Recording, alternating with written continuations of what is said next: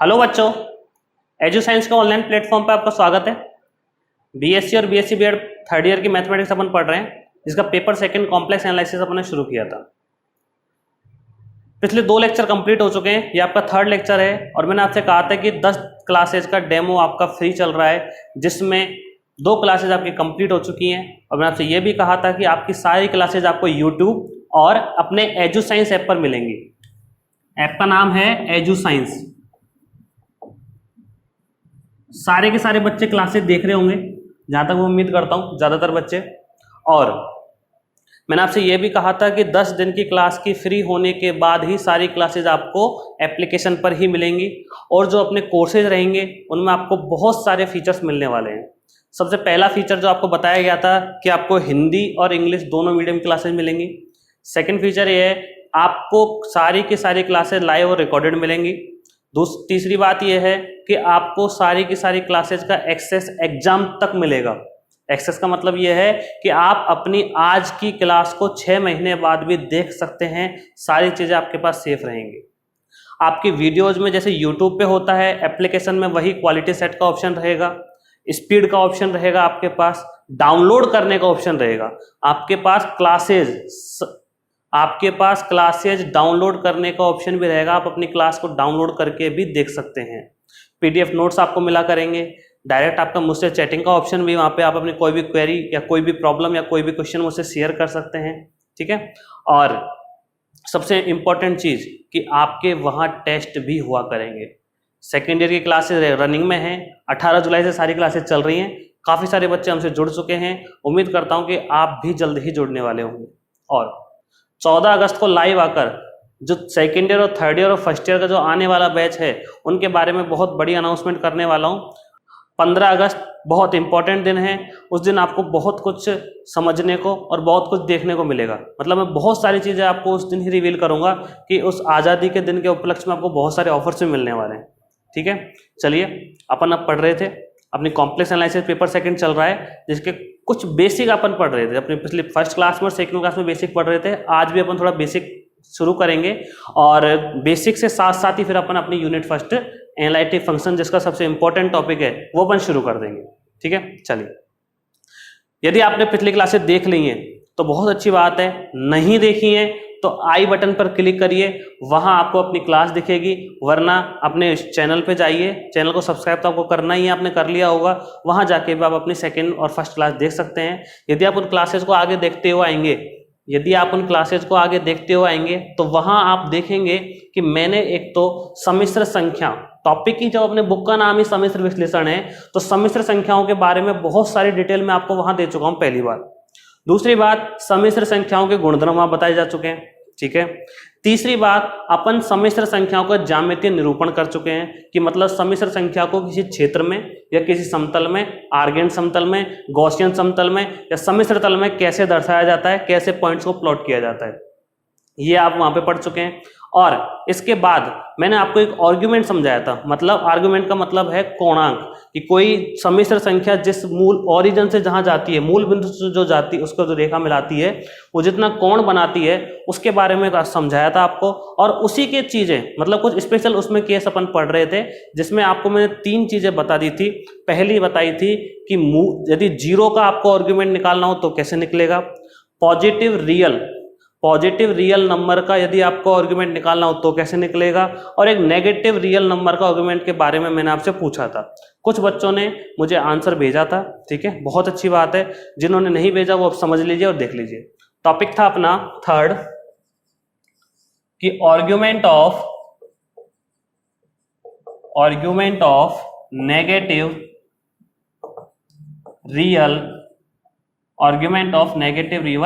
Quantity. देखो, ये सारी चीजें बेसिक में आती हैं अपने, और इन चीजों को जानना बहुत जरूरी है कि बुक में ये सारी चीजें कहीं भी आपके कभी भी काम आ सकती हैं, ठीक है। कि सर पढ़ तो रहे कॉम्प्लेक्स, और आप रियल का क्यों बता रहे हो, क्योंकि कॉम्प्लेक्स के अंदर ही रियल आता है। और उस दिन मैंने बताया भी था आपको कि जो रियल नंबर्स होते हैं ना, वो कॉम्प्लेक्स नंबर के सबसेट होते हैं। तो मतलब जो कॉम्प्लेक्स नंबर के अंदर ही रियल नंबर आते हैं। यदि देखा जाए, जैसे कोई रियल नंबर लिख रहा है 5, तो 5 को यदि कॉम्प्लेक्स के फॉर्मेशन में लिख रहा हो तो आप ऐसे लिख सकते हैं कि इसको 5 + i0 या 5 + 0 i लिख सकते हैं आप। ठीक है। तो जो argument of negative real quantity मतलब ऋणात्मक वास्तविक संख्याओं का, ऋणात्मक वास्तविक संख्या का कोणांक, ऋणात्मक वास्तविक संख्या के कोणांक के बारे में अपन को क्या करनी है, बात करनी है। ठीक है, चलते हैं, बहुत ध्यान से देखिएगा। जैसे मुझे देखो आर्ग्यूमेंट ऑफ कुछ भी ले लो, कोई संख्या ले लो आप, जैसे आपने ले लिया -4, कि आपको -4 का आर्ग्यूमेंट निकालना है। ठीक है, कोणांक निकालना है। इसको हिंदी लिखो चाहे इंग्लिश में एक ही बात है, आर्ग्यूमेंट समझ लो। कोणांक के मतलब वही है कि प्रारंभिक x अक्ष से बनाया गया जो कोण है उसके बारे में बात चल रही है, देखिएगा। और फिर से कह रहा हूं, ये क्लास लेने से पहले पिछली जो 2 क्लास आ चुकी हैं फर्स्ट और सेकंड, उनको जरूर देख लें, उसके बाद ही ये क्लास आप देखें, थर्ड क्लास। ठीक है, चलो आगे देखिएगा। आर्ग्यूमेंट ऑफ -4 की अपनी बात चल रही है, तो इसको देखो पहले -4 के बारे में डिस्कस करते हैं कि -4 को कैसे लिखा जा सकता है। ठीक, अच्छा -4 को 4 × -1 लिख सकते हैं क्या? कि सर लिख सकते हैं, कोई दिक्कत नहीं है। अच्छा फिर इसको ये लिखा जा सकता है 4 × cos pi plus iota sine pi. अरे cos पाई, cos 180 की वैल्यू कितनी होती है? -1 होती है, कि cos 0 की वैल्यू 1, तो उसके जस्ट सामने वाला cos 180 कितना होता है? -1। पढ़ा होगा आपने बचपन में कि ये 0, ये 90, ये 180 और ये कितना 270 और ये कितना है 360। तो 0 पर जो cos की वैल्यू 1 होती है तो यहाँ कितनी होगी? -1। cos 90 की वैल्यू 0 तो 270 की वैल्यू भी 0। तो cos पाई की वैल्यू -1 होती है। साइन पाई की वैल्यू कितनी होती है? साइन 0 यदि 0 है तो 0 के सामने 0 रहता है, तो साइन पाई की वैल्यू कितनी है? 0। तो ये हो गया -1 प्लस 0, तो -1 प्लस 0 कितना हो गया? -1 ही हो गया। मतलब -1 को इस फॉर्म में लिखा जा सकता है। अब जैसे प्लस की तरह लिख सकते हो वैसे आप किसकी तरह लिख सकते हो? माइनस की तरह लिख सकते हो, कोई दिक्कत नहीं है, लिख सकते हैं ना भाई। जब प्लस के लिए काम कर रहा है तो माइनस के लिए भी सेम काम करेगा। क्यों करेगा? क्योंकि देखो -1 प्लस 0 वही -1, और -1 -0 तब भी वही -1 ही आने वाला है। मतलब इसकी वैल्यू तो कितनी है? -1, इसकी वैल्यू कितनी है? 0। ठीक, अब आपको खूब अच्छे से पता है कि e की पावर आयोटा x क्या होता है। याद कीजिए, साइड में लिख देता हूं, e की power iota x cos x plus iota sine x, Euler formula बोलते हैं इसे अपन, cos x plus iota sign. कैसे आता है ये भी मैं आपको समझाने वाला हूं। ये टॉपिक जस्ट खत्म होने के बाद बताऊंगा कि ये कैसे आता है, e की power iota x equal to cos x plus iota sine x। ठीक है, थोड़ा सा वेट कीजिए बस। तब तक देखो, यदि इसको देखो cos x plus iota sine x, तो cos pi plus iota sine pi, तो e की पावर आयोटा पाई। मतलब आप लिख सकते हो -4 = 4 डॉट e की पावर आयोटा पाई। ठीक है, ओनली x की जगह क्या है? यहाँ पर पाई है। अच्छा एक चीज और सुनो, प्लस के लिए आयोटा x, माइनस के लिए माइनस आयोटा x, तो ये दोनों चीज आएंगे इसमें, प्लस माइनस आयोटा पाई। ठीक है, अच्छा अब एक बात सुनिए, पहले आपको बताया जा चुका है लास्ट क्लास में कि जो आप z लिखते हो r e की पावर आयोटा थीटा, उसमें थीटा क्या होता है? कोणांक ही तो होता है ये। अरे थीटा क्या होता है? आर्गुमेंट ऑफ जेड ही तो होता है थीटा आपका। तो वो जो थीटा है देखो कंपेयर करो, 4 की जगह कौन है? आर है, आर की जगह कौन है? 4। ई की पावर की जगह ई की पावर है, आयोटा की जगह आयोटा है, थीटा की जगह कौन बैठा है? प्लस माइनस पाई बैठा है। थीटा की जगह कौन बैठा है? Plus minus pi. मतलब जो इसका कोणांक है या आर्गुमेंट ऑफ -4 है, इससे हमें कोई मतलब नहीं है 4 से, हमें इसको देखना है आर्गुमेंट ऑफ -4 कितने आने वाला है? Plus minus pi. मतलब प्लस पाई और माइनस पाई दोनों आएंगे। इसका मतलब ये हुआ argument of negative real quantity या फिर ऋणात्मक वास्तविक संख्या का कोणांक कितना होता है? प्लस माइनस पाई होता है। तो आपको समझ में आया बात? अब बात समझ में आई कि कहना क्या चाह रहा है? ये कहना चाह रहा है कि यदि 0 का आपको देखना है कोणांक या 0 का आर्गुमेंट देखना है तो वो नॉट डिफाइन है। समझाया था आपको लास्ट क्लास में। पॉजिटिव रियल क्वांटिटी का यदि आपको देखना है तो वो क्या आया था आपके पास? 0 आया था। यदि आपको नेगेटिव रियल क्वांटिटी का देखना है तो वो क्या आने वाला है? प्लस माइनस पाई आने वाला है। अब नेगेटिव रियल क्वांटिटी कुछ भी हो सकती है। आपने देखा 4 था तो 4 का इस पर कोई रोल ही नहीं है, हमें केवल किससे मतलब है? थीटा से। तो थीटा की वैल्यू क्या आ रही है? प्लस माइनस पाई आ रही है। सारी बात आपको समझ में आ गई होंगी।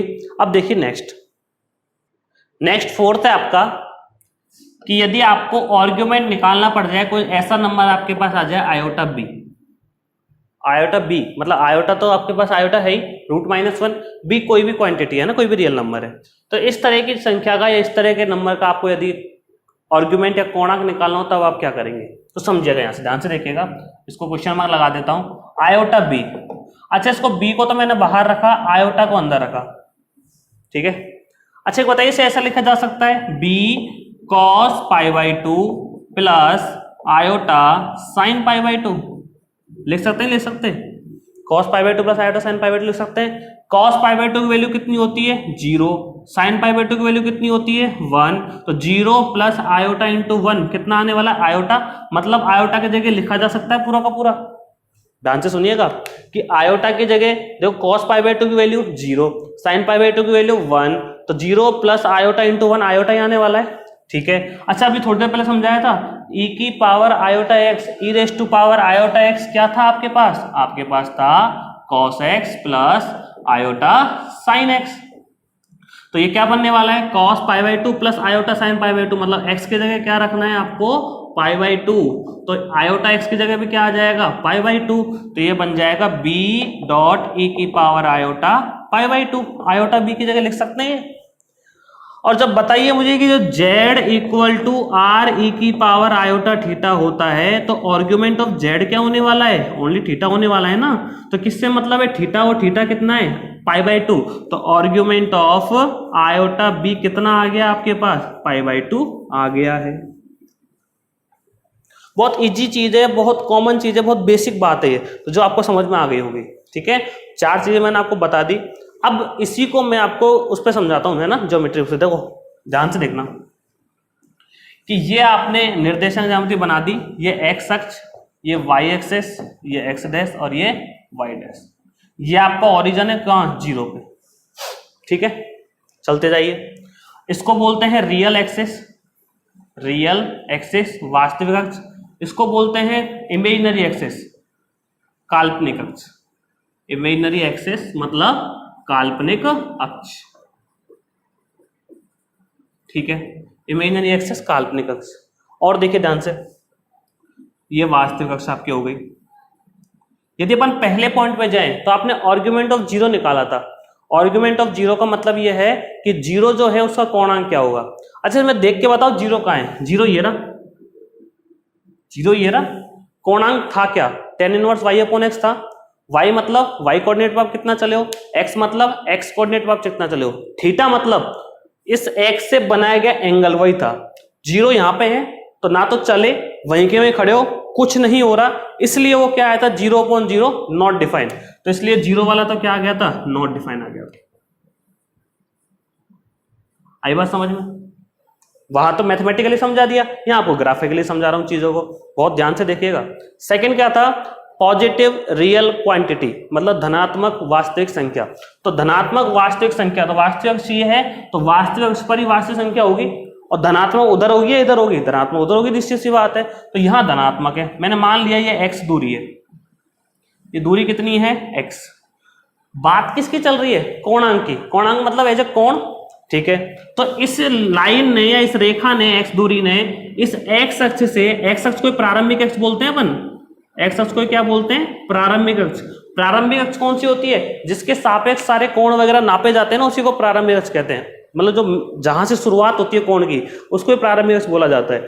तो आप शुरुआत अपन इससे करेंगे, तो प्रारंभिक अक्ष से, ठीक है, और इस जो x डिस्टेंस है, ये जो भी ये एलिमेंट है यहाँ पर, इसने कितना एंगल बनाया, इससे इसी का एंगल कितना है 0, इसलिए इसका आर्ग्यूमेंट कितना आया था 0 आया था। पॉजिटिव रियल क्वांटिटी का इसलिए क्या आया था 0 आया था, क्योंकि कौन बन ही नहीं रहा, वहीं की वहीं टिका हुआ है वो। ठीक है, थर्ड आपने क्या लिया था नेगेटिव रियल क्वांटिटी, तो नेगेटिव रियल क्वांटिटी इधर आएगी, ये -x यहां पे आ जाएगा। ठीक है, अच्छा नेगेटिव रियल क्वांटिटी एंगल यदि अपन देखेंगे किससे देखेंगे, प्रारंभिक एक्स से, है ना, तो इससे जो यहां एंगल बना है ये पूरा का पूरा, ये कितना बना है पाई, और यदि इधर से देखूं तो ये वाला एंगल कितना बना है -पाई, इस वजह से इसके लिए आर्गुमेंट क्या आया था +-पाई, इसके लिए आर्गुमेंट क्या आया था +-पाई, नेगेटिव रियल क्वांटिटी के लिए इसीलिए +-पाई आया था, कि ऊपर से नापोगे तो +y, नीचे से नापोगे तो -पाई। अब लास्ट रह गया कौन सा, आयोटा b, मतलब कोई भी संख्या जो 5 आयोटा, 3 आयोटा, 6 आयोटा। अब जो जैसे आयोटा b लिखा हुआ है ना, इसका एग्जांपल ये तो बनेंगे 5 आयोटा, 3 आयोटा, 6 आयोटा, 9 आयोटा या -2 आयोटा, यही तो इसके एग्जांपल बनने वाले हैं। अच्छा सुनो, ये सारी की सारी संख्याएं कैसी हैं, काल्पनिक है, इमेजिनरी नंबर से है, और आपको पता होगा कि इसमें रियल एक्सिस पे तो रियल नंबर शो करते हैं और इमेजिनरी एक्सिस या काल्पनिक एक्सिस पे काल्पनिक संख्या शो करती है ना, तो इमेजिनरी नंबर इमेजिनरी एक्सिस पे आएंगे। तो जो आयोटा बी है ना वो कहीं यहां होगा, iota b axis y axis पे होगा। क्यों? क्योंकि वाई काल्पनिक एक्सिस है, काल्पनिक अक्ष है आपकी। पहले इमेजिनरी एक्सिस कौन सी है? वाई है। इसीलिए जो आयोटा के साथ जो नंबर्स आते हैं ना, ओनली आयोटा के साथ, इसमें कुछ प्लस माइनस कुछ भी नहीं है, वो आपके कहां जाने वाले हैं? वाई एक्स पे जाने वाले हैं। ठीक, ये बात आपको समझ में आई? अच्छा तो बताइए, प्रारंभिक अक्ष से इसने कितना कोण बनाया है? 90 बनाया है, π/2, इसलिए इसका आर्ग्यूमेंट कितना आया था? π/2 आया था।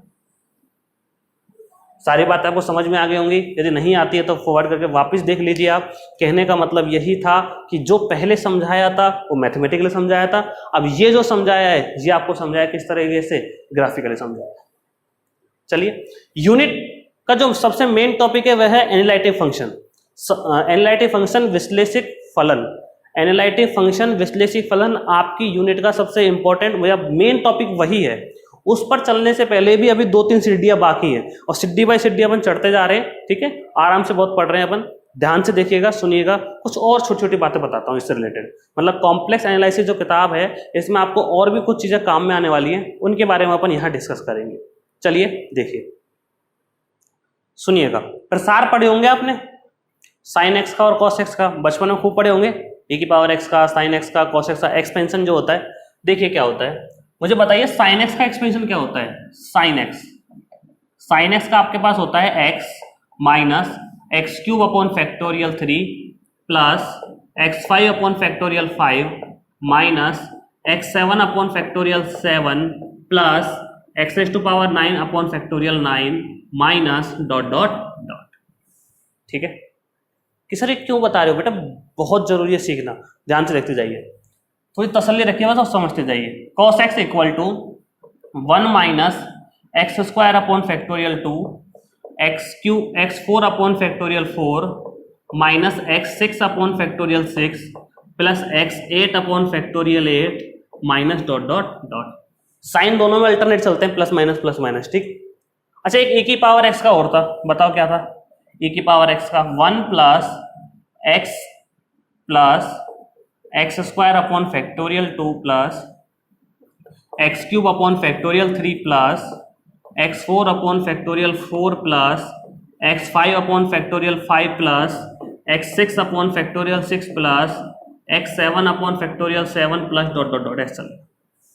ठीक, अगर x की जगह आयोटा x रख दिया जाए, मतलब x को अपन किससे रिप्लेस कर रहे हैं? आयोटा x से, तो क्या बनने वाला है? e⁻x equal to 1 plus iota x, x की जगह आयोटा x रखना, कुछ नहीं करना है। ठीक है, प्लस आयोटा x का square upon factorial 2 plus iota x का cube upon factorial 3 plus iota x की power 4 upon factorial 4 plus iota x की power 5 upon factorial 5 plus iota x की power 6 upon factorial 6 plus iota x की power 7 upon factorial 7 plus ...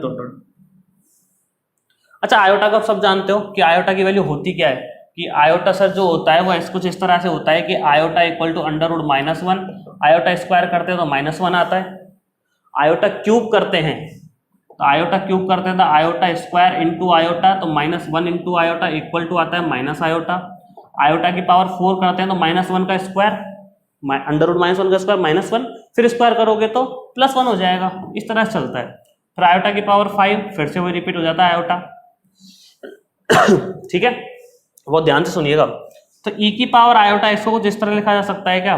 1 plus iota x, iota square -1 तो -x² upon factorial 2, फिर minus iota cube की value कितनी थी? Minus iota, तो minus iota x³ upon factorial 3, iota की power 4 1 हो जाएगा, x4 अपॉन फैक्टोरियल 4।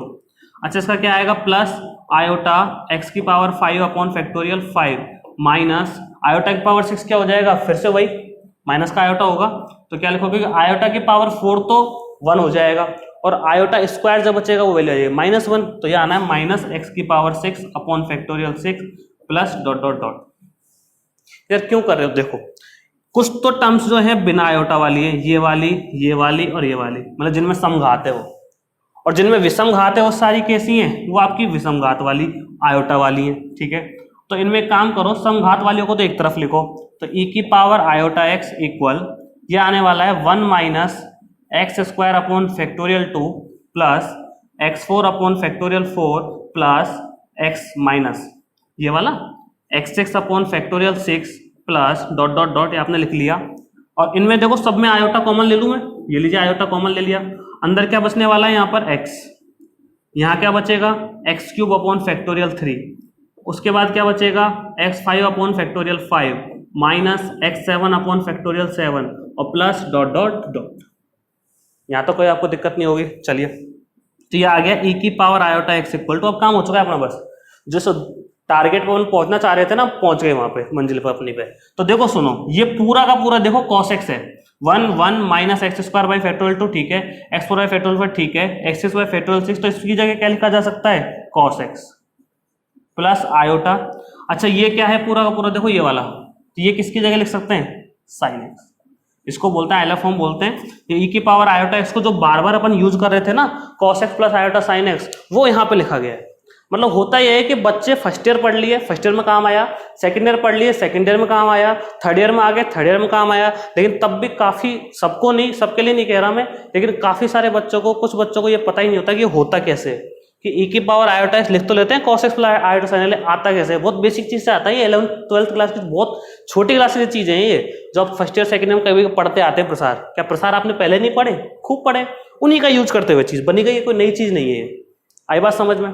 चलो अगर यहाँ माइनस होता तो मतलब e की पावर माइनस आयोटा x, तो उसको अपन क्या लिख सकते हैं cos x minus iota sin x। इन दोनों चीजों को लिखो, इससे दो छोटे छोटे रिजल्ट और निकलवाता हूं, मैं रफ करूंगा, इसे आप नोट कर लीजिए।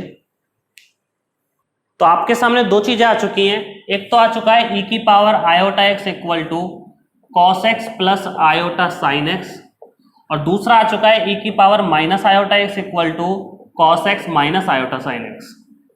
ठीक है, यदि इन दोनों को जोड़ दिया जाए, मतलब दोनों का क्या कर दें प्लस कर दें, तो देखो ये से कट हो जाएगा, क्या बचेगा cos x 2 cos x, मतलब e की power iota x plus e की power minus iota x equal to क्या आने वाला है 2 cos x। ये यूज आएंगी सारी सारी चीजें, एक भी चीज ऐसे नहीं पढ़ा जो काम नहीं आएगी, बुक में यूज आएंगे, आपके यूनिट में भी आएंगे और आगे भी आएंगे। 2 का डिवाइड करो तो cos x क्या आने वाला है e की power iota x plus e की power minus iota x upon कितना 2, ये आपके पास है।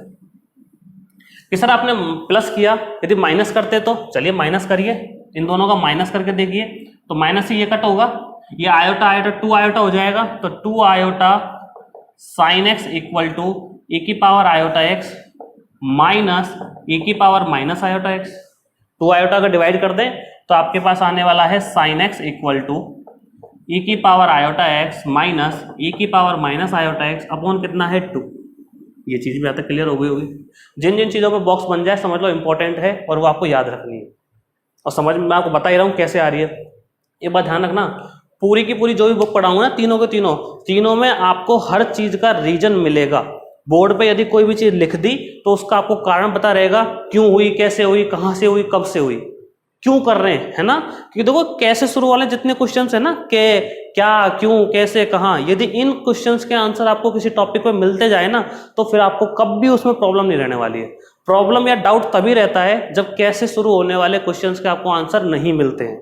तो मैं तो आपसे यही कहूंगा, जब भी आप कोई भी टॉपिक पढ़ रहे हो तो कैसे शुरू वाले जितने क्वेश्चन है ना, क्या, क्यों, कैसे, कहाँ, उन सब चीजों को आप अपने मन में सोचो, अपने टीचर से पूछो, तो आपको टॉपिक में कभी कोई प्रॉब्लम नहीं आने वाली है। ठीक।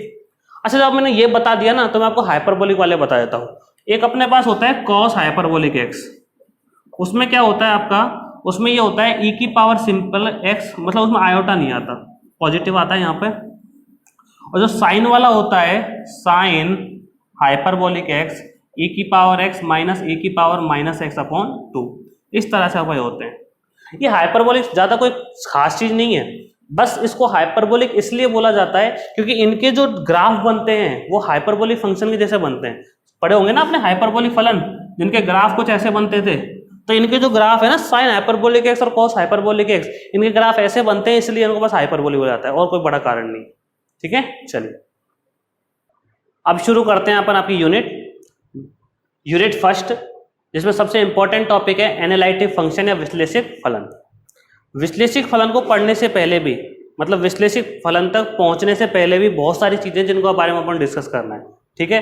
जिनमें सबसे पहला है आपका complex variable function, complex variable function, जिसको आप बोलते हो सम्मिश्र चर फलन। क्या बोलते हो आप? सम्मिश्र चर फलन आप बोलते हो उसे, ठीक है। कॉम्प्लेक्स वेरिएबल फंक्शन को आप क्या बोलते हो? सम्मिश्र चर फलन।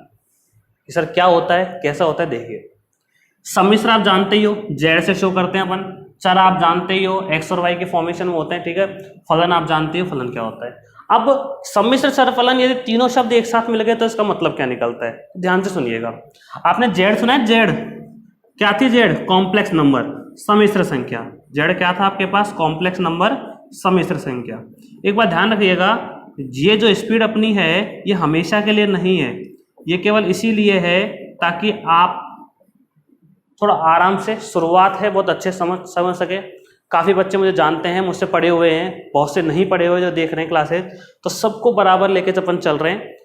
आपको मुझे समझने में थोड़ा सा टाइम लग सकता है, ये हो सकता है 1 दिन या 2 दिन, 1 क्लास 2 क्लास, मुझे आपको समझने में टाइम लग सकता है, इसलिए थोड़ी स्पीड अपनी स्लो है।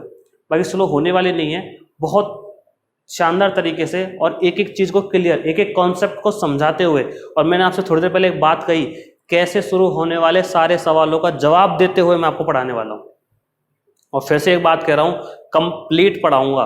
कंप्लीट पढ़ाने का मतलब 10 के 10 क्वेश्चन, मतलब 99% चीज़ें आपको पढ़ाई जाएंगी। आपके कहाँ आपकी मिक्सिंग होगी आपको बताया जाएगा। अधिकतर में मिक्सिंग होती है, 3 यूनिट में तो मिक्सिंग होती है, काफ़ी टाइम से होती आ रही है। तो मिक्सिंग कहाँ होगी आपको बताया जाएगा। मिक्सिंग का मतलब सब जानते होंगे कि जो अपने पार्टीशन वाले क्वेश्चन आते हैं ना, ए बी और ए बी, तो उसका ए इसका बी मिला मिक्स कर दिया जाता है यूनिट में। बहुत से बच्चे क्या करते हैं, ओनली 5 क्वेश्चन पढ़ के जाते हैं और जब मिक्सिंग होती है तो फिर बौखला जाते हैं, ठीक है। तो टारगेट में ये रखें कि कम से कम हमारा पेपर तो कंप्लीट अटेम्प्ट हो, कि पेपर में सारे क्वेश्चन जो आए वो हमें एक बार इतना तो लगे कि हाँ भाई हमें सारे क्वेश्चन आते हैं, फिर उसमें से हमें छांटने पड़े। मतलब आप पेपर के ऊपर डिपेंडेंट ना हो। कैसे कि बहुत से बच्चे क्या करते हैं, 5 ही पढ़ के जाते हैं, आधे क्वेश्चन, मतलब मैं तो आधे ही बोलता हूँ उन्हें, और उन पे डिपेंडेंट रहते हैं कि आगे तो ठीक है, यदि उसके अलावा कुछ हो गया ना फिर बौखला जाते हैं। जबकि चॉइस हमारे पास रहनी चाहिए, पढ़ हम रहे हैं, मेहनत हम कर रहे हैं, तो होना ये चाहिए। पेपर देखा, एक क्वेश्चन में 2 क्वेश्चन आपके पास आते हैं अथवा वाले, मतलब पार्टीशन जो होते हैं आपके पास, और एक आपको करना होता है, तो चॉइस आपके रहनी चाहिए। अरे यार पहला करो या दूसरा करो, मुझे दोनों ही आते हैं, फर्स्ट भी आता है सेकंड भी आता है, चलो फर्स्ट थोड़ा जल्दी हो जाएगा इसलिए फर्स्ट सॉल्व कर देते हैं। ऐसा हो तब तो मजा भी आए। बाकी एक पहला मुझे नहीं आता तो फिर आता ही नहीं है, फिर तो होगा ही नहीं, कुछ भी ऑप्शन ही नहीं है। चलिए शुरू करते हैं। जेड के बारे में बात करता है। जेड आपका कॉम्प्लेक्स नंबर है, समेशन संख्या, जिसको आप x प्लस आयोटा y की फॉर्म में लिखते हो, जहां x आपका इसका रियल पार्ट है, y इसका इमेजिनरी पार्ट है। पहले अपन डिस्कस कर चुके हैं इस बारे में। यदि इस जेड को लेते हुए कोई फलन बनाया जाए, मैं पहले देसी परिभाषा समझाऊंगा अपने घर की, उसके बाद जो बुक की डेफिनेशन है उसको लिखेंगे अपन, ठीक है। यदि इस जेड को लेते हुए, यदि इस जेड को लेते हुए कोई फलन या फंक्शन बनाया जाए एफ जेड, यदि इस जेड को लेते हुए कोई फंक्शन एफ जेड बनाया जाए, मतलब सम्मिश्र संख्याओं को लेकर यदि कोई फलन बनाया जाए, तो उसे अपन बोलते हैं सम्मिश्र चर फलन। यदि जेड को x प्लस आयोटा वाई, या जेड जो सम्मिश्र संख्या को लेते हुए कोई फलन बनाया जाए तो उसे अपन क्या बोलते हैं, सम्मिश्र चर फलन। ये तो अपनी हुई देसी भाषा, देसी परिभाषा। अब इसकी एग्जैक्ट डेफिनेशन बुक वाली क्या है उस पर अपन थोड़ी देर में आ रहे हैं, लेकिन पहले समझिए। जब जेड ही 2 पार्टीशन में बटा हुआ है, रियल पार्ट और इमेजिनरी पार्ट में, मतलब x प्लस आयोटा वाई, जब z खुद रियल पार्ट और इमेजिनरी पार्ट में बटा हुआ है, तो आपको समझना चाहिए कि जो एफ जेड इससे बन रहा है वो भी रियल पार्ट और इमेजिनरी पार्ट में बटा हुआ होगा, और उसे अपन लिखते हैं u plus iota v, u plus iota v। और ध्यान रखिएगा एफ जेड को w से भी शो किया जाता है, एफ जेड को w से भी शो किया ज्यादा दर्शाते हैं। तो ध्यान रखिएगा z जो है उसे x प्लस आयोटा y की फॉर्म में लिखा जाता है। तो जब z को आप 2 पार्टीशन में लिख रहे हो, रियल पार्ट और इमेजिनरी पार्ट, तो एफ जेड को भी 2 पार्टीशन में, रियल पार्ट और इमेजिनरी पार्ट में लिखा जाएगा, डेफिनेटली लिखा जाएगा, ठीक। अब सर u और v क्या है? u और v जो है ना वो आपके x और y के फंक्शन है, मतलब x के और y के फलन है u और v। तो इसको लिखने का तरीका होता है w equal to f z equal u x, y plus iota v x, y। मतलब इस तरीके से इसे कंप्लीटली लिखा जाता है, किसे, सम्मिश्र चर फलन को। उम्मीद करता हूं समझ में आया होगा। चलो ठीक। अच्छा, ये UXY है, जो आपके पास UXY है, ये इसका रियल पार्ट है। रियल पार्ट क्यों? क्योंकि आयोटा वाला पार्ट बाद में है, तो इसको तो बोलते हैं real part of FZ, real part of FZ। और इसे क्या बोलते हैं? Imaginary part of FZ, imaginary part of FZ, इसे ये बोलते हैं। मतलब इसे तो बोलते हैं रियल पार्ट ऑफ FZ, और उसे क्या बोलते हैं? Imaginary part of FZ। ठीक है, इसको बोला जाता है FZ का वास्तविक भाग, FZ का वास्तविक भाग, और इसे क्या बोलते हैं? FZ का काल्पनिक भाग। छोटी छोटी बातें हैं, तो ज्यादा कोई खास नहीं है इसमें। ठीक है, ये तो एक तो है FZ का वास्तविक भाग, एक काल्पनिक भाग। ठीक है, U प्लस आयोटा V, और U और V खुद किसके फलन है? X के और Y के। क्योंकि अल्टीमेटली जो बात चल रही है ना, कॉम्प्लेक्स नंबर भी जो बना है ना समिश्र संख्या, वो भी वास्तविक संख्याओं से ही बनी है। कॉम्प्लेक्स नंबर जो है ना, इसमें X और Y जो है समिश्र संख्या में, X और Y खुद वास्तविक हैं। वो तो ये आयोटा के साथ आने की वजह से काल्पनिक हुआ। आयोटा ही काल्पनिक है, Y काल्पनिक नहीं है, Y तो वास्तविक ही है, लेकिन इसके साथ मिलने की वजह से क्या बन गया? समिश्र। तो X और Y तो क्या है? वास्तविक ही है, आयोटा आपका काल्पनिक है, और जब वास्तविक और काल्पनिक मिले तब जाके आपके पास क्या बनी है? समिश्र संख्या बनी है। यहां तक आप नोट कीजिए, फिर अपन आगे बढ़ते हैं। जैसे देखिएगा, एक छोटा सा एग्जाम्पल ले रहा हूं आपके सामने कि FZ इक्वल टू Z² ले लिया मैंने। ठीक है, Z क्या था? X प्लस आयोटा Y, तो आप लिख देंगे X प्लस आयोटा Y का होल स्क्वायर। खूब अच्छे से जानते हो A प्लस B का होल स्क्वायर क्या होने वाला है? A², ये लीजिए, प्लस B², ठीक है, प्लस 2AB, तो 2X into iota Y। A² B² 2AB, तो ये बन गया X²। आयोटा स्क्वायर थोड़ी देर पहले समझाया था क्या होता है? -1 होता है, तो आप लिखेंगे -Y² प्लस 2 आयोटा, और यहाँ क्या लिखेंगे? 2XY। इसको साथ साथ लिख लिया, यहाँ लिख दिया FZ। अब आपसे थोड़ी देर पहले क्या कहा गया था कि जो FZ होता है ना, वो खुद दो पार्ट में बटा होता है, U और V में। तो जो पहला पार्ट है वो U है, दूसरा पार्ट क्या है? V है। और U और V खुद किसके फंक्शन होते हैं? X और Y के।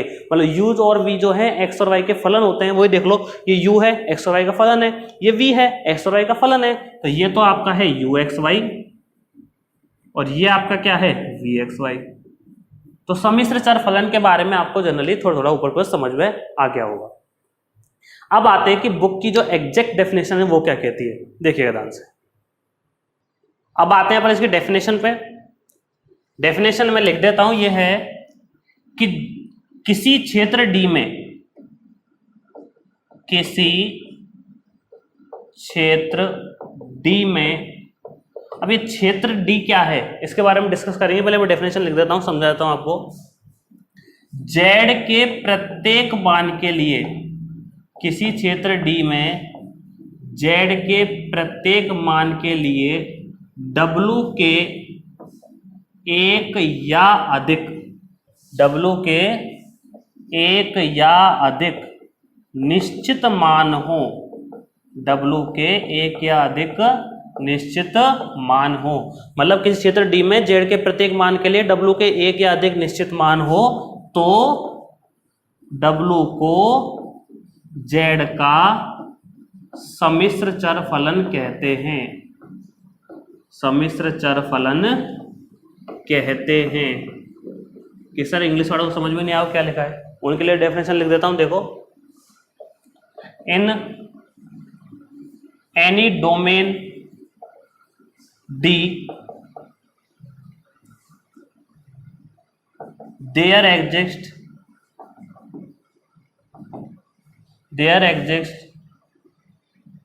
one or more values of W, one or more definite values of W, या यूनिक वैल्यू लिख सकते हो आप, one or more definite values of W for each value of Z, then W is called सम्मिश्र चर फलन, CVF, complex variable function. पहले definition समझ लो एक बार। किसी क्षेत्र डी में समझा रहा हूँ डी क्या होता है ना, डी को 3 नाम है, डोमेन क्षेत्र जो बोलते हैं। पर किसी क्षेत्र डी में z के प्रत्येक मान के लिए w के एक या अधिक निश्चित मान हो, z से w क्या था, w fz था, w आपके पास क्या था, fz था, तो यही समझाया था z का फलन ही तो fz था। तो जो किसी क्षेत्र D में z के प्रत्येक मान के लिए w के एक या अधिक निश्चित मान हो, मतलब z के प्रत्येक मान के लिए w के एक या अधिक निश्चित मान हो, तो w को क्या कहते हैं, सम्मिश्र फलन। अच्छा सुनो, पहले इस चीज को डिस्कस करने से पहले मैं आपको क्षेत्र के बारे में समझाता हूं, ठीक है। कुछ वर्ड्स हैं जैसे क्षेत्र, ठीक है, डोमेन, ठीक है, प्रदेश, एरिया, कुछ भी बोल देते हैं इसको, है ना, 3-4 नाम है इसके। ये होता क्या है, तो एक मैं छोटा सा उदाहरण ले रहा हूं आपके सामने, ठीक। कुछ बच्चे अपने गांवों से होंगे, कुछ नहीं होंगे, वो भी जानते हैं। अपना खेत है, सपोज करो ये आपका खेत है कोई, ठीक है। आपका जो खेत है, जब इसमें बीज डालने आप जाओगे, कोई भी आप फसल कर रहे हो, उसका जब आप बीज डालने जाओगे तो आप इसमें जगह जगह काफी सारे बीज आप डाल दोगे, पूरे में डाल दोगे, ठीक। क्या कभी ऐसा पॉसिबल है कि आप अपने खेत से जो बाहर या दूसरी आपकी बाउंड्री जो आपको गवर्नमेंट ने रजिस्टर कर रखी है या फिर जो आपके गांव में बटी हुई है, उसके अलावा आप यहां पर भी बीज डाल दो? ऐसा डाल दे तो लड़ाई हो जाएगी, पंगा हो जाएगा। तो हुआ क्या कि जो ये क्षेत्र है ना, ये आपका क्षेत्र है, इसी को अपन क्या बोलते हैं कि ये आपका डोमेन है। ये क्या है, आपका डोमेन, ये आपका क्या है, क्षेत्र है। आई बात समझ में? तो क्षेत्र, डोमेन, प्रदेश, एरिया का मतलब ये है कि कोई एक पर्टिकुलर एरिया अपन ले लेंगे, कोई पर्टिकुलर क्षेत्र अपन ले लेंगे और उसमें से ही सारे अवयव देखे जाएंगे। मतलब जब फसल कटेगी ना इस आदमी की, तो वो इसी क्षेत्र में से काटेगा और इसमें बाहर नहीं जाएगा काटने के लिए। बीज बोएगा तो इसी क्षेत्र में बोएगा, इस क्षेत्र से बाहर नहीं जाएगा। वही चीज यहाँ पर है, यदि हमें कभी भी जेड के प्रत्येक मान, किसी क्षेत्र में यदि जेड का मान लेना पड़ेगा ना, तो जेड का मान के लिए कोई ना कोई एक एरिया अपन को फिक्स करना पड़ेगा, कोई ना कोई प्रदेश, कोई ना कोई क्षेत्र, कोई ना कोई डोमेन फिक्स करना पड़ेगा। तो अब मैं मानता हूं कि आप समझ गए होंगे कि डोमेन, क्षेत्र या प्रदेश क्या चीज है।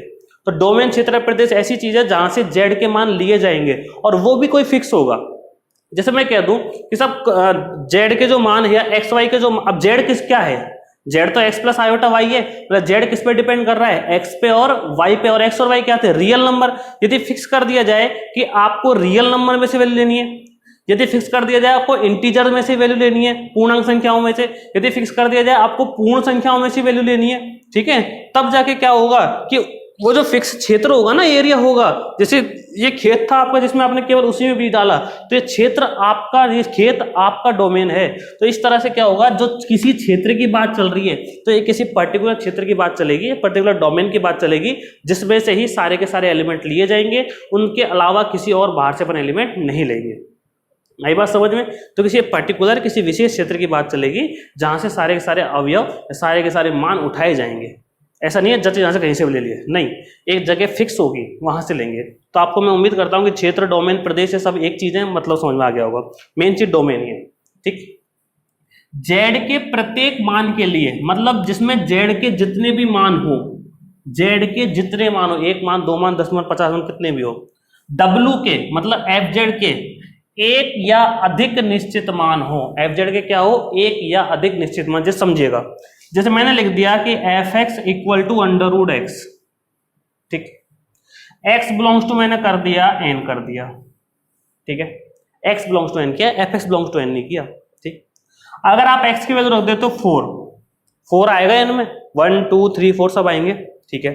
यदि एक्स की वैल्यू आप 4 रख देते हो तो आपके पास आने वाला होता है f x equal to under root 4, जिसमें क्या आएगा, प्लस माइनस 2, मतलब 2 मान आएंगे ना प्लस माइनस 2 अंडर रूट 4 के। तो ये क्या होगा यहाँ पर कि जेड के प्रत्येक मान के लिए, मतलब एक मान लिया था मैंने तो 4, उसके लिए डब्ल्यू के एक या अधिक मान, निश्चित मान। अब डब्ल्यू के एक से अधिक मान हो सकते हैं, एक भी हो सकता है, तो प्लस माइनस 2 आ रहा है, 2 मान आ रहे हैं। तो इस तरह से क्या हुआ कि जेड के प्रत्येक मान के लिए डब्ल्यू के एक से अधिक निश्चित मान हो तो डब्ल्यू को क्या कहते हैं, जेड का सम्मिश्र चर फलन कहते हैं।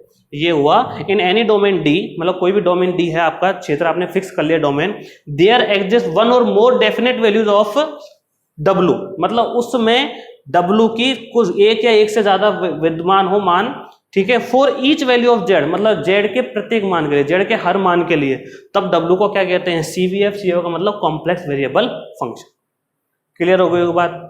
इसके बाद नेक्स्ट अपन लेते हैं सिंगल वैल्यू फंक्शन। ये सिंगल वैल्यू क्या होती है, ठीक है, एक मानी फलन जो होता है ना, सिंगल वैल्यूड फंक्शन, ठीक है, इसको लिखिए एक बार, फिर अपन आगे बढ़ते हैं। अब ये सिंगल वैल्यू फंक्शन है, एक मानी फलन क्या होता है समझिए। यदि जेड के किसी मान के लिए डब्ल्यू का एक ही मान है, मतलब जेड के जो आप वैल्यू ले रहे हो ना, उस पर डिपेंडेंट जो डब्ल्यू वैल्यू आ रही है वो यदि सिंगल ही है, एक ही वैल्यू आ रही है, तो उसको अपन बोलते हैं क्या, एक मानी फलन। नाम से ये एक मानी मतलब एक वैल्यू। तो लिखोगे यदि जेड के प्रत्येक मान के लिए, यदि जेड के प्रत्येक मान के लिए डब्ल्यू जो कि क्या होता है एफ जेड का एक ही निश्चित मान हो, एक ही फिक्स हो गया, एक ही है ना, अंडरलाइन कर दिया, एक ही निश्चित मान हो, तो उसे एक मानी फलन कहते हैं। यूनिफॉर्म भी कहते हैं ना, एक जेड के प्रत्येक मान के लिए डब्ल्यू का एक निश्चित मान हो, उसे क्या कहते हैं, एक मानी फलन। मतलब if for every value of, या each value of, for each value of Z there exist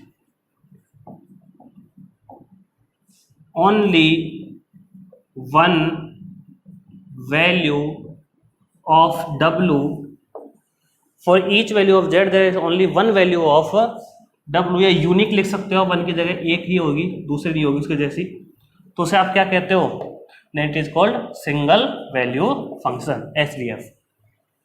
इसको यूनिफॉर्म फंक्शन भी बोलते हैं, ठीक है ना। देखिए अब सर कैसे होता है, एग्जाम्पल समझाओ। देखो जैसे एग्जाम्पल देखो कि f z equal to z square, आप जेड की जगह कुछ भी रख लो, उधर एक ही वैल्यू मिलेगी, ऑब्वियसली बात है मिलने वाली है। किस तरह से रख दिया आपने, अब थोड़ी देर पहले रखा था ना 2 + 3 आयोटा, तो रख दो 2 + 3 आयोटा का होल स्क्वायर, सॉल्व कर लेना, एक ही वैल्यू आएगी। ऐसा नहीं है, रूट में जब होता है ना, जब दो वैल्यू मिल जाती हैं। अब जो सिंगल वैल्यू नहीं है, या जो फिर आपका एक मानी नहीं है, फिर वो कैसा होगा, जो सिंगल वैल्यू नहीं है या जो एक मानी नहीं है, वो कैसा होगा आपके पास, वो बहुमानी हो जाएगा, ठीक है, मल्टी वैल्यू फंक्शन हो जाएगा। एग्जाम्पल जैसे f z equal to z raise to power 1/2 या फिर √z। बताया था थोड़ी पहले एग्जाम्पल 4 का किया था आपने, जिसको क्या बोलते हैं, बहुमानी फलन, बहुमानी फलन, multi value function, multi valued function. Clear हो गई होगी आपकी सारी बातें, ठीक। ये तो हुई सिंगल वैल्यू फंक्शन और मल्टी वैल्यू फंक्शन की बात। इससे पहले पढ़ा समिश्र फलन। कि सर आप इनको पढ़ा क्यों रहे हो, एनालिटिक क्यों नहीं पढ़ा डायरेक्टली? बेटा एनालिटिक में क्या होता है कि यही चीजें आती हैं। एनालिटिक फंक्शन वही फंक्शन होता है जो सिंगल वैल्यू फंक्शन हो, और कॉम्प्लेक्स वेरिएबल तो होने चाहिए फंक्शन, उसके बाद वो डिफरेंशिएबल हो, अवकलनीय हो। अब अवकलनीयता क्या होती है उसके बाद वो डिस्कस कर लेते हैं। यदि आपको दो चीजें समझ में आ गई ना, ये कि सिंगल वैल्यू फंक्शन और अवकलनीयता, डिफरेंशिएबिलिटी, तो आपको फिर एनालिटिक फंक्शन समझने की बिल्कुल जरूरत नहीं है, आप इजीली अपने आप समझ जाओगे फिर, ठीक है। उसकी डेफिनेशन लिखूंगा और आप समझ जाओगे, सर आपने पहले समझाई दी है। उसी की डेफिनेशन में दोनों चीजें काम आती हैं, सिंगल वैल्यू फंक्शन और डिफरेंशिएबिलिटी, अवकलनीयता। अब अवकलनीयता क्या होती है उसको देखिए आप, देखिए सुनिए। अवकलनीयता या डिफरेंशिएबिलिटी मतलब क्या था? यदि इसका ज्योमेट्रिक रिप्रेजेंटेशन देखें तो सीधी सी बात है, जो टेंजेंट बनता है ना, यदि किसी पर्टिकुलर पॉइंट पर टेंजेंट ड्रॉ हो सके, मतलब किसी विशेष बिंदु पर यदि स्पर्शरेखा बन सके तो अवकलनीय है, वरना उस पॉइंट पर नहीं है। कभी डिस्कस करेंगे इसके बारे में बाद में। अभी तो केवल आपको ये देखना है, याद करो कि जब आप अवकलनीयता पढ़ते थे छोटी क्लासों में, चाहे फर्स्ट ईयर में, चाहे सेकंड ईयर में, चाहे 12th में, 11th में, तो वहां एक्चुअल में आता क्या था अवकलनीयता को लेके? बस इतनी सी बात आती थी कि लेफ्ट हैंड डेरिवेटिव और राइट हैंड डेरिवेटिव, बायां अवकलज और दायां अवकलज, यदि ये दो चीजें बराबर है ना, बायां अवकलज और दायां अवकलज, किसी भी फंक्शन f(x) के लिए किसी पर्टिकुलर पॉइंट x = a पर, किसी भी फलन f(x) के लिए किसी विशेष बिंदु x = a पर, यदि आपकी लेफ्ट हैंड डेरिवेटिव बायां अवकलज और राइट हैंड डेरिवेटिव दायां अवकलज दोनों यदि बराबर हैं तो फलन आपका अवकलनीय या डिफरेंशिएबल कहलाता था। जैसे देखो, मान लिया कोई फंक्शन f(x) है, अभी x से समझा रहा हूं, बाद में फिर z पर कन्वर्ट कर दूंगा, और आपको उसकी x = a पर डिफरेंशिएबिलिटी देखनी है, ठीक है। तो x बराबर ए पर डिफरेंशियल लेफ्ट जो आप निकालते थे एफ डे से, उसका फॉर्मूला होता था F A minus H minus F A upon minus H, और जो आप राइट निकालते थे राइट हैंड डेरिवेटिव, इसको लेते थे F A plus H minus F A upon कितना एच। ऐसे ही डिट्टो को भी जेड के फॉर्म में लिखा जाता है, जाना ज़्यादा कोई खास नहीं है, चलिएगा। अच्छा एक चीज़ और सुनो, इसको बोलते थे right hand derivative R H D, इसको बोलते थे, सॉरी ये एल एच डी है आपका, और ये आपका क्या है आर एच डी। इसको बोलते हैं लेफ्ट हैंड डेरिवेटिव बायां अवकलज, बायां अवकलज, और इसको क्या बोलते हैं दायां अवकलज। ठीक है, तो दायां अवकलज बायां अवकलज, जब ये दोनों बराबर होते हैं एल एफ डैश ए इक्वल होता है आर एफ डैश ए के, तब आपका जो फंक्शन एफ एक्स है वो क्या कहलाता है, डिफरेंशिएबल कहलाता है। ठीक है, मतलब अवकलनीय कहलाता है। यदि किसी फलन का दायां अवकलज बायां अवकलज बराबर है तो वो क्या होता था, आपका अवकलनीय होता था।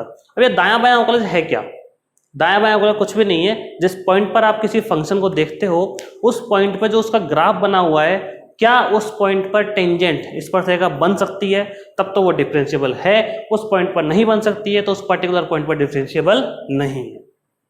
अवकलनीय तक आप छोटे सी बात समझ में होगी। अच्छा एक चीज और, पहले अपन पढ़ चुके हैं छोटी क्लासों में कि कोई फलन यदि अवकलनीय है तो वो संतत भी होता है। संतत मतलब कंटिन्यूस, कंटिन्यूस का मतलब उसका ग्राफ टूटना नहीं चाहिए। बाईं सीमा दाईं सीमा पढ़ी थी ना, राइट हैंड लिमिट और लेफ्ट हैंड लिमिट, वो इक्वल होनी चाहिए। तो यहाँ अपन यही डिस्कस करेंगे कि अवकलनीयता पर फोकस इसलिए किया गया है ताकि अवकलनीयता में ही संततता आ जाती है, मतलब डिफरेंशिएबिलिटी में कंटिन्यूटी अपने आप आ जाती है। तो अवकलनीय है तो संतत है, अवकलनीय नहीं है तो संतत नहीं है। ठीक है, अब आते हैं अपन किस पर, एनालिटिक फंक्शन पर। आज मैं आपको डेफिनेशन बताऊंगा बस उसकी, और उसके बारे में जो एलिब्रेट करेंगे अपन और देखेंगे वो नेक्स्ट क्लास में अपन देखेंगे। ठीक है, तो देखिए नेक्स्ट एनालिटिक फंक्शन विश्लेषिक फलन। देखिए एनालिटिक फंक्शन विश्लेषिक फलन, इसके दो नाम और हैं। इसको तो रेगुलर फंक्शन भी बोला जाता है, रेगुलर फंक्शन, और एक इसको बोला जाता है आपका होलोमॉर्फी फंक्शन। तीनों एक ही चीज है, लेकिन मैं छोटा सा आपको डिफरेंस समझाऊंगा, देखना ध्यान से कि एनालिटिक और रेगुलर, कुछ बुक्स में तो या कुछ राइटर्स ने तो दोनों को एक ही बताया हुआ है, और सारा खेल किसका है, डोमेन का। कैसे है समझेंगे अपन थोड़ी देर में कि एनालिटिक फंक्शन और रेगुलर फंक्शन कुछ बुक्स में तो एक ही दे रखे हैं, कुछ बुक्स में अगर अपन और थोड़े अच्छे दूसरे राइटर के बुक्स देखते हैं तो उनमें दोनों में भी डिफरेंस कर रखा है। ठीक है, ज्यादा कोई खास डिफरेंस नहीं है, देखेंगे अपन आगे आने वाले टाइम में। अभी तो केवल अपन समझते हैं कि एनालिटिक फंक्शन होता क्या है। डेफिनेशन में लिखता हूं, देखिएगा। यदि किसी प्रांत D के प्रत्येक बिंदु पर, यदि किसी प्रांत D के प्रत्येक बिंदु पर फलन एफ जेड परिभाषित है, ये सम्मिश्र फलन भी बोल सकते हो आप इसे, सम्मिश्र चर फलन ही है। एफ जेड जहां लिखा आ जाएगा वो सम्मिश्र चर फलन ही है। सम्मिश्र चर फलन एफ जेड परिभाषित व अवकलनीय हो, परिभाषित व अवकलनीय हो, तो डी के, डी मतलब वही प्रांत, डोमेन, प्रत्येक बिंदु पर, डी के प्रत्येक बिंदु पर विश्लेषिक कहलाता है, विश्लेषिक फलन कहलाता है। डी के प्रत्येक बिंदु पर एफ जेड विश्लेषिक फलन कहलाता है। मतलब हुआ क्या, यदि किसी प्रांत डी के प्रत्येक बिंदु पर फलन एफ जेड परिभाषित हो और कैसा हो, अवकलनीय हो, तो डी के प्रत्येक बिंदु पर क्या कहलाता है, वो फलन एफ जेड विश्लेषिक फलन कहलाता है। कहने का मतलब ये है, डेफिनेशन को मैं दोबारा ट्रांसलेट कर देता हूं कि a function f Z,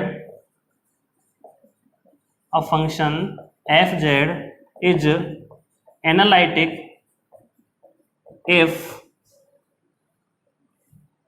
for each value of d function fz is defined। अब देखो d की तो कुछ वैल्यू होगी नहीं, d में जो वैल्यू है each value of z in d लिख सकते हो आप। Each value of z in domain D, in domain D मतलब किसी प्रांत डी में जेड के प्रत्येक मान के लिए, किसी प्रांत डी में जेड के प्रत्येक बिंदु पर या जेड के प्रत्येक मान के लिए भी कह सकते हो आप, बिंदु कह सकते हो, कोई दिक्कत नहीं, कोई फर्क नहीं पड़ता। तो a function f z is analytic if for each value of z in domain d function f z is defined and differentiable. ठीक है, मतलब ये हुआ कि जो भी उसका प्रांत डी है, प्रांत डी वाला एग्जाम्पल में समझाया था भी आपको खेत वाला, कि अब जहां बीज डालोगे वही आपका खेत होगा, वही आपका क्या है प्रांत, मतलब एक पर्टिकुलर एरिया फिक्स कर दिया जाएगा। उस एरिया में यदि हर पॉइंट पर उसमें जितने भी बीज डाले ना, उन सब बीजों पर यदि पेड़ उगाए, तो थोड़े सब भी बीजों पेड़ आ जाए, लेकिन ये कंडीशन कह रहा है कि हर बीज पर पेड़ पौधा आ जाए। तो वही चीज है, हर बीज पर या हर मान पर फलन एफ जेड परिभाषित हो और अवकलनीय हो। तो डी को क्या बोलते हैं अपन, एफ जेड का विश्लेषिक फलन कहते हैं। डी में एफ जेड क्या कहलाता है, विश्लेषिक फलन, एनालिटिक फंक्शन कहलाता है। कहने का मतलब यही हुआ, एक आपके पास डोमेन है, डोमेन में जेड के बहुत सारे पॉइंट्स हैं या जेड के बहुत सारी वैल्यू हैं आपके पास, उन सब वैल्यू पे फंक्शन एफ जेड डिफाइन होना चाहिए, डिफरेंशिएबल होना चाहिए और सिंगल वैल्यू फंक्शन होना चाहिए। यदि किसी प्रांत डी में एफ जेड के प्रत्येक मान के लिए एक मानी फलन भी लिख सकते हो आप, क्योंकि ये एक मानी ही होगा। जो फलन एफ जेड है ना, वो आपका एक मानी फलन होगा, सिंगल वैल्यू फंक्शन, एक मानी फलन, यहां ब्रैकेट में लिख देना आप, एक मानी फलन, ये भी बहुत इंपॉर्टेंट जरूरी है। तो अब फंक्शन एफ जेड या एक single value function f z, single value function f z. तो single valued function f z is analytic if for each value of z in domain d function f z is defined and differentiable. तो वही मतलब हुआ, एक मानी फलन F Z है, D के प्रत्येक मान पर परिभाषित है और अवकलनीय है, तो उसे अपन क्या कहते हैं, विश्लेषिक फलन कहते हैं। डेफिनेशन आपको समझ में आ गई होगी, एनालिटिक फंक्शन के बारे में हल्का फुल्का आपको समझ में आ गया होगा, और इसको डीपली अपन आगे देखेंगे नेक्स्ट क्लास में अपनी में। आज के लिए अपन इतना ही रखते हैं, बाकी मिलेंगे आपसे नेक्स्ट क्लास में कल। एजू साइंस ऐप पर क्लासेस देखते रहिए आप, और यूट्यूब पर भी आपकी डेमो क्लासेस फ्री आ रही हैं, 10 डेज का डेमो फ्री है। और मैंने आपको पहले ही बता दिया है कि जो क्लासेज आपकी हैं वो सारी की सारी एजू साइंस ऐप पर रहेंगी, रिकॉर्डेड भी अवेलेबल रहेंगी। एग्जाम तक आप उनको कभी भी जब आपका मन करे देख सकते हैं, क्लासेज को डाउनलोड कर सकते हैं, क्लासेज को आप क्वालिटी सेट कर सकते हैं, स्पीड सेट कर सकते हैं, बहुत सारे ऑप्शन उसमें आपके पास अवेलेबल हैं। पीडीएफ नोट्स आपको मिलेंगे, टेस्ट आपके हुआ करेंगे। और मैंने आपसे कहा था कि 15 अगस्त का दिन ऐसा है, उस दिन बहुत बड़ी अनाउंसमेंट आपको सुनने को मिलेगी और बहुत काम की चीज़ आपकी होने वाली, कहने का मतलब ये है। और मात्र जो अपनी फीस है वो है 799 रुपीज पर पेपर, जो मेरे हिसाब से सबसे कम है। तो वही मैं आपसे कहूँगा, इजीली जो अपने 10 डेज की क्लास चल रही है उनको ढंग से देखें, समझें, परखें। जैसा अब चल रहा है वैसा ही हमेशा चलेगा, ठीक है। और क्लासेस को बहुत ध्यान से देखिएगा आप, एक एक क्लास को, मतलब जैसे आप रेगुलर पढ़ते हैं ना, उस तरीके से पढ़ के देखिए। ये नहीं टाइम पास के लिए देख रहे हैं। किसी भी तरह के इश्यू के लिए, किसी भी तरह की प्रॉब्लम के लिए, या कोई भी आपको परेशानी आती है, कोई भी चीज़ आपको समझ में नहीं आती है कि एप्लीकेशन कैसे डाउनलोड करना है, कैसे उस पर वर्क करना है, कैसे उसे यूज करना है, तो आप मेरे जो नंबर दे रखे हैं उन पर कॉन्टैक्ट कर सकें, व्हाट्सएप कर सकते हैं। अपना जो व्हाट्सएप ग्रुप है एजू साइंस ऐप का, एजू साइंस ऐप के व्हाट्सएप ग्रुप पर जुड़ने के लिए आप लिंक डिस्क्रिप्शन में आपको लिंक दी गई है। चैनल आपने सब्सक्राइब कर लिया होगा, और आप मुझे पर्सनली भी मैसेज या कॉल कर सकते हैं, कोई भी डिटेल आपको चाहिए तो। पढ़ते रहिए, देखते रहिए, मिलते हैं आपसे नेक्स्ट क्लास में। Thank you.